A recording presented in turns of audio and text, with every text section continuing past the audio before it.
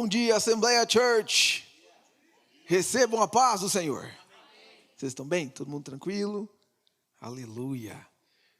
Deus nos deu uma sessão de adoração, de louvores aqui, revigorantes. Eu estou animado, estou transbordando por esses louvores que nós podemos entregar a Deus aqui. Porque o louvor, ele faz duas coisas. Primeiro, ele vai até os céus e toca a Deus. E depois Deus envia a sua presença, porque Ele habita no meio dos louvores, Ele faz residência. A presença dEle se manifesta quando a gente louva. É muito importante viver esse momento, essa experiência de louvar o Senhor. Nós estamos trabalhando em paralelo com a série que o Senhor concedeu ao nosso pastor que pregasse. Esse é o 27º sermão, se não me foge a memória, 27º sermão sobre crescimento. Nossa série Como Crescer em Cristo. E o tema de hoje é o crescimento de Jó, prosperidade e vitória. O crescimento de Jó, prosperidade e vitória. Vamos ler Jó 1, versos de 1 a 5. Eu vou ler na NVT, que é uma versão bem interessante. A nova versão transformadora. Glória a Deus. Jó 1, versos de 1 a 5. Jó 1, versos de 1 a 5. O texto diz assim para nós, ó. Havia um homem chamado Jó, que vivia na terra de Uz. Ele era íntegro e correto, temia Deus, se mantinha afastado do mal. Tinha 7 filhos e 3 filhas. Era dono de 7.000 ovelhas, 3.000 camelos, 500 juntas de bois e 500 jumentas. Também tinha muitos servos. Na verdade, era o homem mais rico de toda aquela região. Os filhos de Jó se revezavam em preparar banquetes em suas casas e convidavam suas 3 irmãs para celebrar com eles. Quando terminavam estes dias de festa, Jó mandava chamar seus filhos a fim de purificá-los.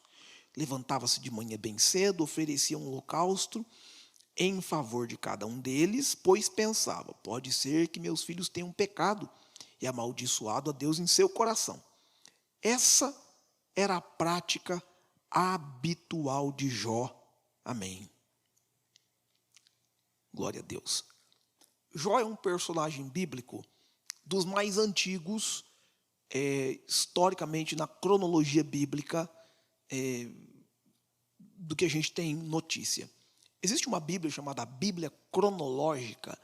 Nessa Bíblia Cronológica, o primeiro versículo é João 1, verso 1. No princípio era o verbo era Deus e o verbo estava com Deus. O verso 2 é, e disse Deus, haja luz. Aí a história da criação. Depois da história da criação, a primeira história que aparece na Bíblia Cronológica é a história de Jó. Então, cronologicamente falando, Jó está ali nas primeiras histórias da Bíblia, está ali nos primeiros relatos da Bíblia. Os estudiosos têm razão para acreditar que ele pertence ali ao mesmo ciclo, a mesma timeline, a mesma linha do tempo de Esaú, Jacó, Abraão, os patriarcas. Ele está ali naquele meio. Jó é um exemplo tão interessante que ele se torna um dos patriarcas a ser citado lá no Novo Testamento de maneira muito benigna. Tiago, que é irmão de Jesus, em Tiago 5, verso 11, ele fala de Jó e ele diz assim, ó, eis que temos por bem-aventurados os que sofreram. Ouvistes qual foi a paciência de Jó e vistes o fim que o Senhor lhe deu, porque o Senhor é muito misericordioso e piedoso. Jó é mencionado lá no Novo Testamento por sua paciência, por ter enfrentado sofrimentos, tribulações, e mesmo assim ter perseverado e alcançado de Deus prosperidade e vitória. Jó se torna um modelo para nós, vindo lá do Antigo Testamento, para nós aqui que estamos vivendo um Novo Testamento, e é um exemplo de circunstâncias que ele atravessou, e que as dificuldades, os desafios que ele atravessou e que são narrados no seu livro, 42 capítulos, nos mostram que Jó saiu de um nível para outro. Jó saiu de uma estatura para outra. Ele cresceu, ele evoluiu. O sofrimento, a adversidade, a tribulação que Jó passou não foram para que o exterminassem. Foram para que ele obtivesse crescimento a partir delas. Que essa lição fique para a gente aqui.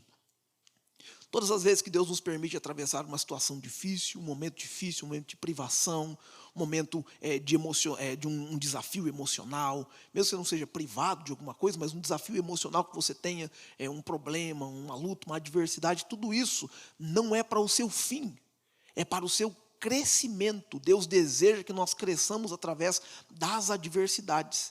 É como se ele estivesse pegando uma pepita de ouro, colocando no fogo, aquecendo ao máximo, para que as impurezas dela se manifestem, para que ela seja limpa, seja purificada, e depois que ele obtivesse o mais puro metal, tivesse o ouro máximo purificado possível através do fogo. Deus nos passa pelo fogo das provações, para que nós sejamos o mais nobres possíveis ao final das batalhas, das lutas, das provações que nós enfrentamos. Nós podemos tirar aqui 3 lições do crescimento de Jó. E nessas 3 lições, eu tenho convicção que Deus pode falar conosco de uma maneira muito particular, muito especial, porque enquanto eu preparava esse sermão, Deus falou comigo. Deus falou comigo grandemente, gente. Olha só a primeira lição, vamos lá. Primeiro, crescer indica que seus problemas também crescem. Olha que interessante. Crescer indica que seus problemas também crescem. Você se lembra dos seus problemas de infância? Quem é que lembra dos problemas de infância?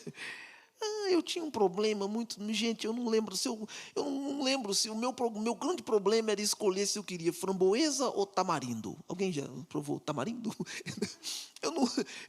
Era um grande problema, um dilema da minha vida. Um grande problema se eu ia colocar a meia branca ou a meia preta. Olha que dilema. Às vezes eu já cheguei a colocar uma branca e uma preta, porque para resolver o problema do meu dilema, eu ponho a meia que eu quiser. O problema da criança, o problema do jovem, do adolescente, é um problema muito diferente do problema de alguém que é adulto. Quando você vai crescendo, tem um problema que ele é um problema que sempre vence. O nome dele é boleto. Você já ouviu falar do boleto? Porque o boleto sempre ele é vitorioso. O boleto chega na vida do jovem a partir de seus 18 anos e ele não sai nunca mais. E você precisa ter consciência que esse é um problema da vida adulta. É um problema Tem diversos outros problemas, estou usando isso como exemplo para a gente poder ter uma base da diferença dos problemas. Uma criança não tem ideia. O pai não chega... Imagina o Will chegar para a mocinha dele e falar, olha, daqui a pouco você vai pagar a luz aqui, viu? A conta está chegando. Como assim? Uma criança não tem isso. Não é uma preocupação de uma criança. Mas à medida que a gente cresce, os problemas crescem também.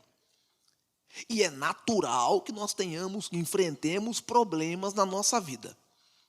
Jó enfrentou um desafio, um problema muito grande.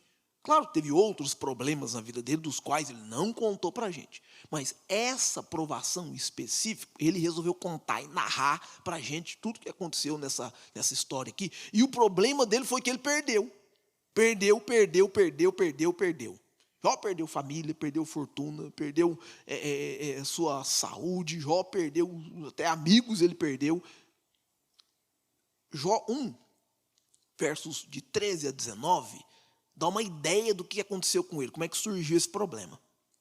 Certo dia, quando os filhos e as filhas de Jó estavam num banquete na casa do irmão mais velho, chegou à casa de Jó um mensageiro com essa notícia. Seus bois estavam arando, os jumentos pastando perto deles, quando os sabeus nos atacaram, roubaram todos os animais, mataram os empregados, só eu escapei para contar. Espera aí, rapaz, o homem tinha 500 juntas de boi, 500 jumentas.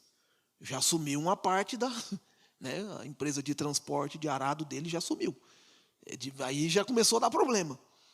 Enquanto ele falava, outro mensageiro chegou com essa notícia. Fogo de Deus caiu do céu, queimou as ovelhas, queimou os pastores, só eu escapei para lhe contar. O comércio de lã que ele exportava para Campos do Jordão para fazer cachecol se foi. Olha, já ficou difícil. Enquanto esse falava, outro mensageiro chegou. Gente, esse povo só traz notícia ruim. Chegou outro mensageiro com esta notícia: 3 bandos de saqueadores caldeus roubaram seus camelos, mataram seus servos, só eu escapei para lhe contar. A empresa de transporte de longa distância se foi também. Enquanto ele falava, outro mensageiro chegou com essa notícia: seus filhos e suas filhas estavam num banquete na casa do irmão mais velho. De repente veio do deserto um vendaval terrível, atingiu a casa de todos os lados, a casa desabou, todos seus filhos morreram, só eu escapei para lhe contar. Eu não sei vocês, mas no segundo mensageiro mandava pegar ele. Pega aí, tira daqui. Tira ele daqui. Fica quieto, cala a boca. Cala a boca. Jó recebeu todas essas notícias de catástrofe em sua família, em sua casa, em suas finanças. E logo em seguida, a gente vai ver no capítulo 2, que Jó ficou doente, enfermo na sua carne. Tudo isso aconteceu porque Satanás se apresentou diante de Deus e Deus apresentou Jó. Deus falou bem de Jó. Deus queria levar Jó para um nível diferente e Deus usou Satanás como instrumento de tentação ou de perturbação ou de desafio para Jó, para que ele pudesse elevar Jó. Nossas provações, nossos desafios são uma oportunidade que Deus nos dá de crescer. Nossos desafios são uma oportunidade que Deus nos dá de crescer. E alguém acha, o diabo está acabando comigo. Gente, ele não fará nada que não haja permissão em Deus. Ele não fará nada que Deus não tenha permitido que ele faça. Ele não pode tocar nos filhos de Deus, ele não pode tocar na sua vida, na sua família, a não ser que haja uma permissão de Deus para que isso aconteça, e Deus não vai permitir que você seja tentado além das suas forças. Ele deseja que através dessa provação você cresça, você aprenda com isso e suba de nível. Talvez você conheça o Deus que cura dor de dente, mas Ele quer que você conheça o Deus que cura câncer. Talvez você conheça o Deus que provê num valor específico. Ele quer que você conheça o Deus que provê 4, 5 zeros depois da vírgula. Talvez você conheça o Deus que cura alguém que estava enfermo, doente, mas Ele quer que você conheça o Deus que toca a sua saúde mental, restaura seu emocional. Ele quer que você conheça Ele de maneira mais profunda e mais abundante.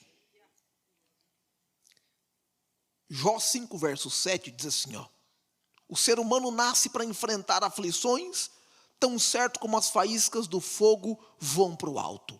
A gente nasceu para enfrentar desafios e problemas, tão certo como o fogo queima e solta faísca. Nossa vida é uma vida de desafios. Jó 14, verso 1. Como é frágil o ser humano, sua vida é breve e cheia de aflições.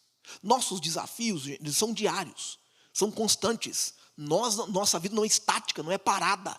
Toda vez que sua vida está parada, que morreu.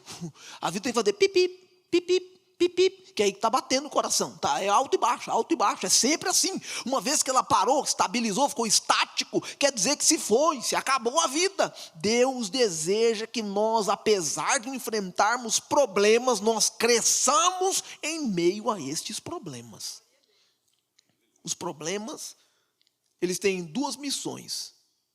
E eles podem cumprir essas missões. Primeira missão, talvez o problema pode afastar a gente de Deus.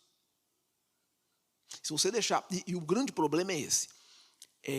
Quando a gente se afasta de Deus por algo que aconteceu. É a ilustração do barco que só afunda porque a água entrou dentro dele. Um barco, por mais açoitado pelos vendavais, pelas turbulências, que seja o vento, se a água não entra dentro dele, ele não afunda. A hora que a água começa a entrar, ela se equipara, a água que está dentro se equipara com a água que está fora em termos de nível, quer dizer que o barco foi submergido e ele vai afundar. Daí para baixo é só a gravidade que faz o serviço. Mas enquanto ele está sem a água por dentro, ele está livre de afundar quando o problema entra dentro de você. Quando ele domina seu interior, seu sistema, quando ele te domina por completo, você fica preso a ele, agarrado a ele, temeroso por ele, quando ele te afeta de maneira assim inescrupulosa, aí você vai afundar. E os problemas nos afastam de Deus quando a gente permite que isso aconteça. Jesus disse assim, o evangelista João disse assim, em 1 João 2, verso 24 e 25, ele diz: quanto a vocês, cuidem para que aquilo que ouviram desde o princípio permaneça em vocês. Se o que ouviram desde o princípio permanecer em vocês, vocês também permanecerão no Filho e no Pai. Essa é a promessa que Ele nos fez, a vida eterna. Uma vez que aquilo que o Filho nos disse permanece, o que está fora, o que é externo, aquilo que é passageiro, não pode nos afetar. Os problemas e os desafios, eles estão com a gente. Mas aí, essa lição que João nos dá, é que os problemas podem te afastar de Deus. Porém, os problemas, você usar ele na maneira correta, se você se usar dessa situação para se agarrar a Deus, os problemas podem te aproximar de Deus. E se você usar os problemas que você está enfrentando como uma desculpa, eu não quero mais, eu não posso mais, eu não gosto mais, eu não quero mais essa vida de crente, porque é muito problema. Gente, nós com Cristo, a gente enfrenta desafios. Imagina sem Cristo. Imagina sem a fé, sem Jesus, sem a companhia dos irmãos, sem estar juntos, sem estar em comunhão. Misericórdia. Os problemas podem nos afastar de Deus, mas eles também podem ser um combustível para nos levar até Deus. E quando a gente está enfrentando o problema, não tem hora melhor para clamar a Deus. Você pode ter opções. Pode ligar para alguém, postar nas suas coisas na internet, avisar todo mundo que você está sofrendo, fazer uma cara melancólica, colocar o filtro da Wandinha e ficar gótico que só. Sua opção, tem problema, pode fazer o que você sentir. Porém, você pode usar essa situação para se aproximar de Deus, para descer na oração, para clamar ao Senhor, para se achegar a Ele. Olha o que aconteceu com Jó. Jó enfrentou esses desafios. Em Jó 1, verso 20, verso 22. Depois desse bando de notícia ruim que ele recebeu, Jó diz assim: então Jó se levantou, rasgou o seu manto e depois raspou a cabeça, prostrou com o rosto no chão em adoração e disse: saí nu do ventre da minha mãe, estarei nu quando for para lá, quando partir. O Senhor me deu o que eu tinha e o Senhor tomou, louvado seja o nome do Senhor. Em tudo isso Jó não pecou contra Deus. Não culpou a Deus. Olha, gente, o desafio que a gente enfrenta, o problema que a gente enfrenta, pode te afastar ou pode te aproximar. Aí vem a hora da enfermidade, porque ele ficou enfermo. Satanás tocou na saúde dele. Olha que diz Jó 2, verso 9 e 10. Sua esposa disse: você ainda tenta manter sua integridade, Jó. Amaldiçoa seu Deus e se vá e morra. Jó respondeu: você fala como uma mulher insensata. Nós aceitamos a mão de Deus apenas para coisas boas e nunca o mal. Em tudo isso Jó não pecou em seus lábios. Olha que interessante que Jó recebeu uma bagatela de problemas enormes. E os problemas mudaram a vida de Jó de maneira muito dramática, muito drástica. A pobreza, os filhos que se foram, essa situação com a sua saúde. Bom, a segunda lição que nós aprendemos é que os processos de sofrimento revelam seus amigos. Os processos de sofrimento revelam seus amigos. Oh, aleluia!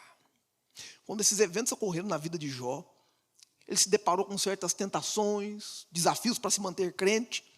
E essas são as mesmas tentações que todos nós enfrentamos, gente. Mas deixa eu te dizer, essa aqui é boa, essa aqui você pode até pôr hashtag. Um dos grandes benefícios do sofrimento é que ele revela o verdadeiro caráter das pessoas ao seu redor. Se está tudo bem, o pessoal está perto, está junto, está contigo, e aí, fulano, tira foto, posta, marca você e tal. Quando dá ruim, quando fica errada a situação, quando dá problema, quando você fica na pior, você fica na pendura, você vai parar no hospital, quebra um braço, quebra uma perna, perde a mobilidade, fica ruim da mente, fica perturbado da cabeça, dá uma situação ali, você fica emocionalmente, com um desafio emocional. Olha... o pessoal não vai lá não. É raro aquele que você vê chegar no hospital com a tagzinha aqui, ó. Vim te visitar. É raro. Na hora do velório, é raro quem bate no seu ombro aqui, ó. Ô, fulano, tô aqui para sofrer com você. Raramente, raramente. Na hora que você perdeu alguma coisa, o Pix não vem, mas não vem nem aquele de 1 centavo para brincar. Sabe aquele que você manda zoando, 1 centavo de Pix? Não vem, porque os amigos são revelados na hora da aflição, na hora da dificuldade. E Deus permite que a gente veja que isso aconteça para a gente entender uma coisa. Ele é o nosso melhor amigo. Ele é dele que a gente pode, nele a gente pode depender por completo. Doente, os amigos de Jó vieram para consolá-lo, um após o outro contra o pobre e velho Jó. E aí chegaram os rapazes, Jó 2, verso 11. Quando os 3 amigos de Jó souberam as tragédias que o haviam atingido, cada um saiu de onde vivia, os 3 foram juntos para consolá-lo e animá-lo. Seus nomes eram Elifaz, de Temã, Bildade, de Suá e Zofar, de Naamá. Na verdade são 4, faltou um aqui nesse texto, porque ele é novo, o mais novinho deles, ele deve ter abaixo dos 30 anos, então nem mencionaram o nome dele, ele falou bem depois. Chegaram esses 3 amigos, mais esse 4º rapaz, para consolar Jó. Começaram a consolação ficando 7 dias em silêncio e olhando para a cara de Jó. Viram a situação de Jó, viram a situação dele, chegaram e, não, vamos lá, dar uma força, dar uma palavra, né? Vamos ver o que está acontecendo. Quando chegaram e viram a situação, os 4 se assentaram na frente dele e passaram 7 dias em silêncio, cada um pensando consigo. Vixe, nossa mãe, que negócio, que situação, que pelo amor de Deus, Jó, que você aprontou, cara. Aí, finalmente, passou o silêncio e começaram a falar. Aí, vamos falar, né? Meus amigos vai falar, vai ajudar, dar uma força para Jó. 4 tipos de amigos que eu encontro aqui. Vamos ver se você tem algum amigo que se encaixa nessa categoria. Se tiver, depois de falar os 4, vou te dar um conselho legal aqui. Deus vai ser um libertador. Primeiro, Elifaz. Elifaz é um homem da experiência total. Eu entendo disso. Rapaz, na minha infância eu tinha um amigo, o negócio dele era esse. Eu entendo disso. Fulano, então essa bicicleta, não, eu entendo disso. Isso aqui não, porque ciclano jogou e falou, não, isso aí eu entendo, aqui eu entendo disso. Não, eu estava vindo, não, eu entendo disso, e tudo ele entendia. Camarada, é o Elifaz. Primeiro ele lisonjeia Jó 3, verso 4, Jó 4, versos 3 e 4. Você deu ânimo a muita gente, deu força ao fraco, suas palavras sustentaram os que tropeçavam, você deu apoio aos vacilantes. Aí, rapaz, a partir do verso 5 e 6, o Elifaz descarrega uma bitoneira de reclamação em cima de Jó. Olha o que ele diz, para começar, não vamos ler tudo não, que misericórdia, pensa num camarada desordeiro. Mas agora, quando vem a aflição, você desanima. Quando você é atingido por ela, você entra em pânico. Seu temor a Deus não lhe dá confiança, sua vida íntegra não te traz esperança, não? O rapaz sofrendo, isso aí é coisa de falar para um amigo que está sofrendo? Meu Deus do céu. Verso 8. Pelo que tem observado, os que cultivam a maldade semeiam opressão, e isso é o que eles colhem. Olha a palavra dele para o Jó. Então, Jó, eu não sei você, mas eu acho que quem faz coisa errada é isso que acontece, está vendo? É isso que acontece com quem faz coisa errada, está vendo? Essa situação que você está vivendo aí só pagamento de Deus.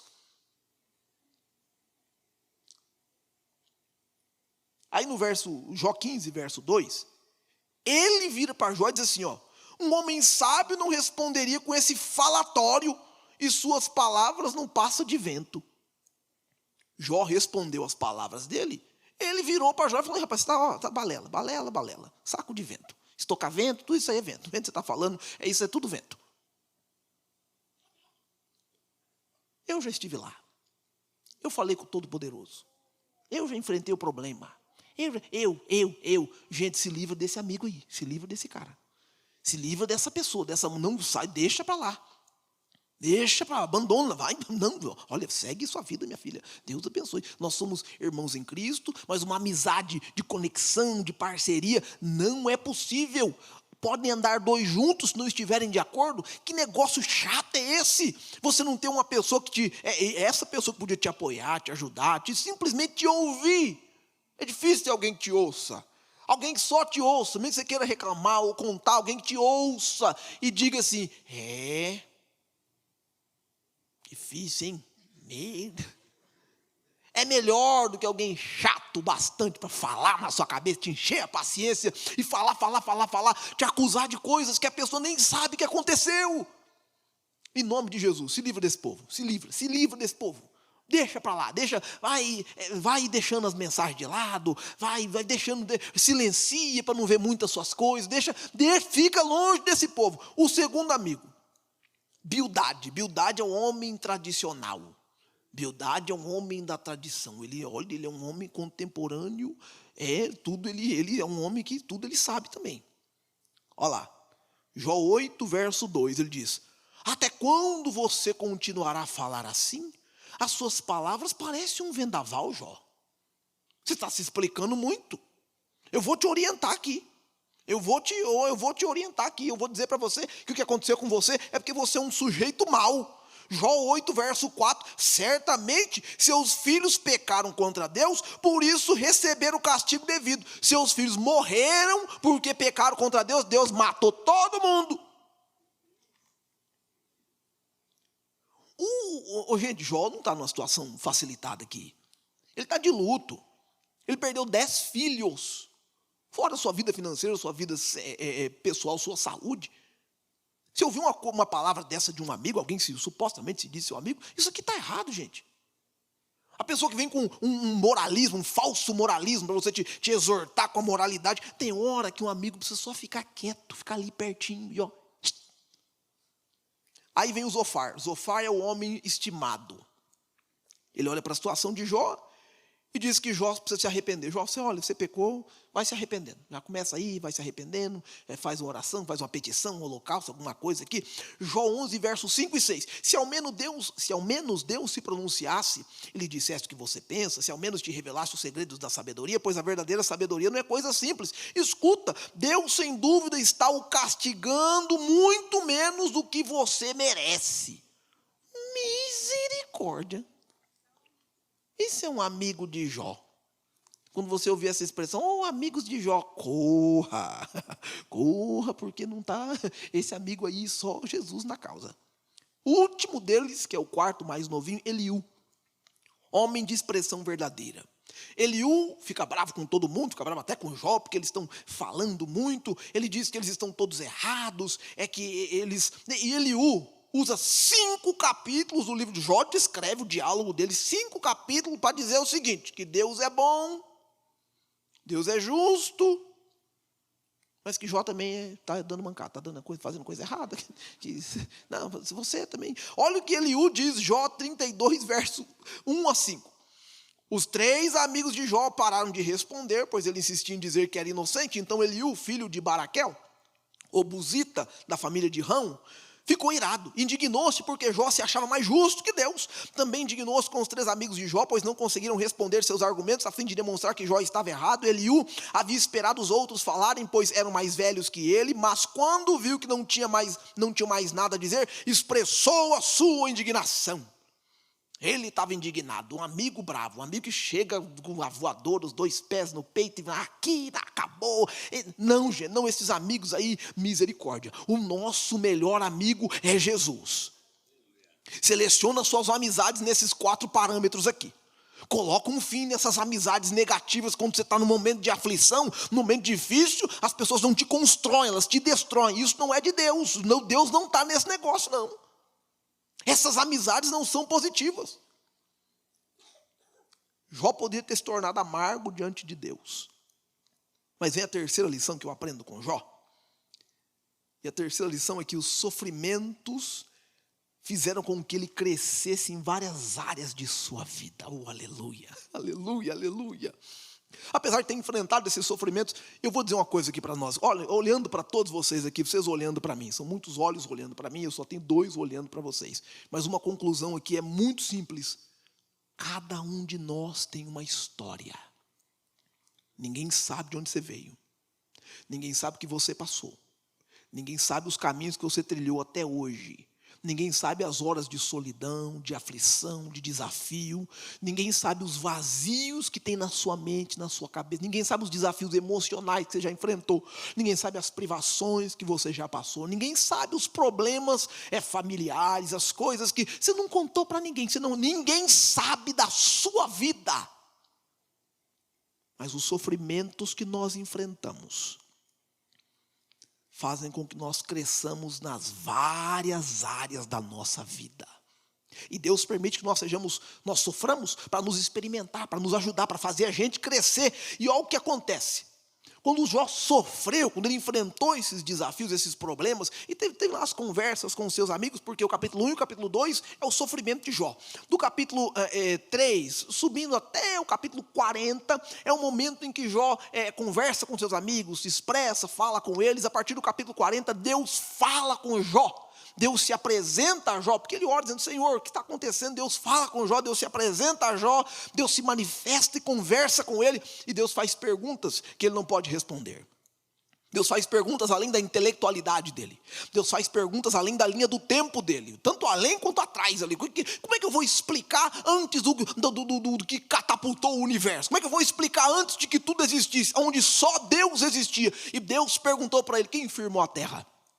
Quem segura a terra na rotação e translação? Quem segura os oceanos juntos? Quem criou os animais marinhos? Quem fez a vida, a fauna, a flora? Quem criou isso aqui?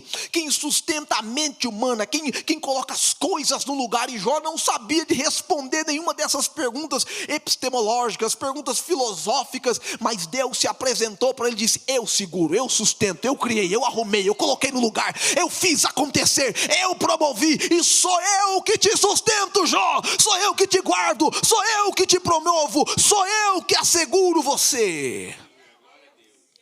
A percepção dele sobre o seu conhecimento de Deus foi mudada, porque o sofrimento muda o jeito que a gente vê Deus. Jó 42, versos 5 e 6, ele diz: eu te conhecia só de ouvir, mas agora os meus olhos te veem, por isso eu me arrependo no pó, eu me humilho diante da tua presença.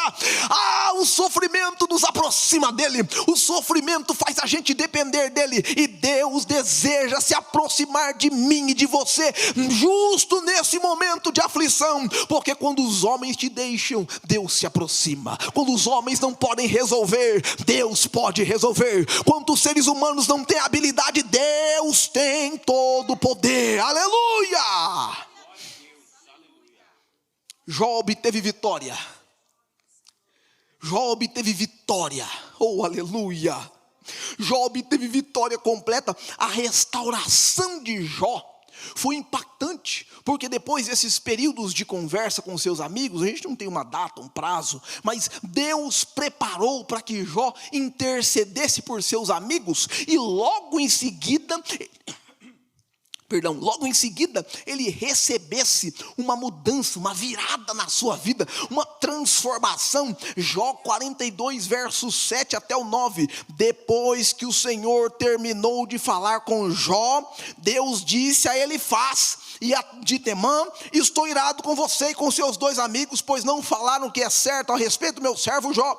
Por isso peguem 7 novilhos, 7 carneiros, leve os animais a Jó, ofereçam holocausto em favor de si mesmos, e meu servo Jó orará por vocês. Eu aceitarei a oração dele. Não tratarei vocês como vocês merecem pela sua insensatez, pois não falaram o que é certo a meu servo Jó. Então Elifaz de Temã, Bildade de Suá, Zofar de Naamá fizeram o que o Senhor havia ordenado, e o Senhor aceitou a oração de Jó.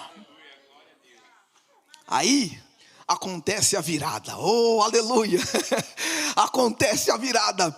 As reflexões de Jó finais mostram como é que ele recebeu da parte de Deus, como é que ele foi tocado por Deus nessa transformação. Deus literalmente virou a vida de Jó. Jó 42, verso 10 a 12. E o Senhor virou o cativeiro de Jó. O Senhor virou a história vitória de Jó. Oh, aleluia! Ele virou, Deus virou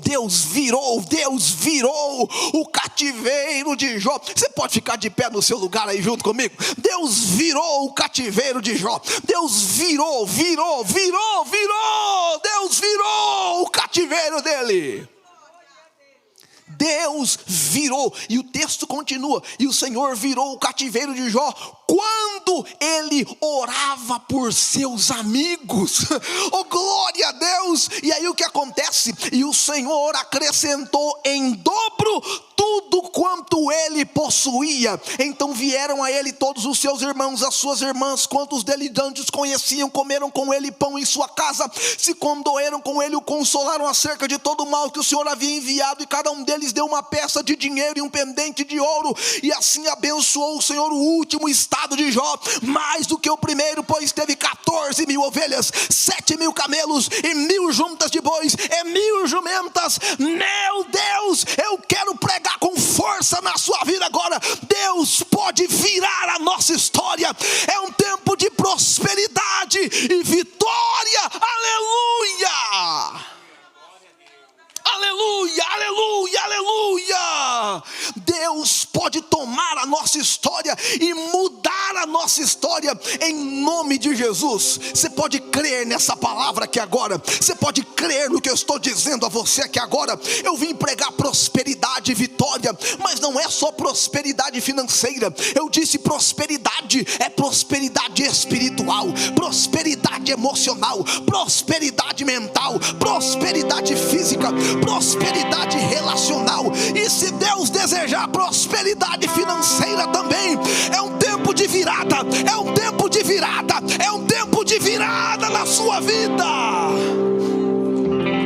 Eu vim pregar sobre vitória, vitória após a derrota. Mesmo você ter derrotado, Deus vai te dar vitória depois. Vitória sem derrota, Deus te dará vitória sem que você perca essa batalha. Vitória sem luta, vitória quando os inimigos te deixam em paz, vitória quando os inimigos se tornam seus amigos, vitória quando os seus inimigos se tornam seus servos, vitória quando os inimigos vêm implorar socorro, implorar oração.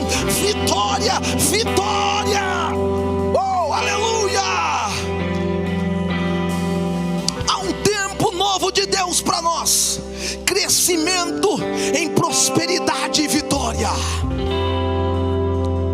Crescer indica que seus problemas também crescem, e os processos do sofrimento acabam revelando quem está à sua volta.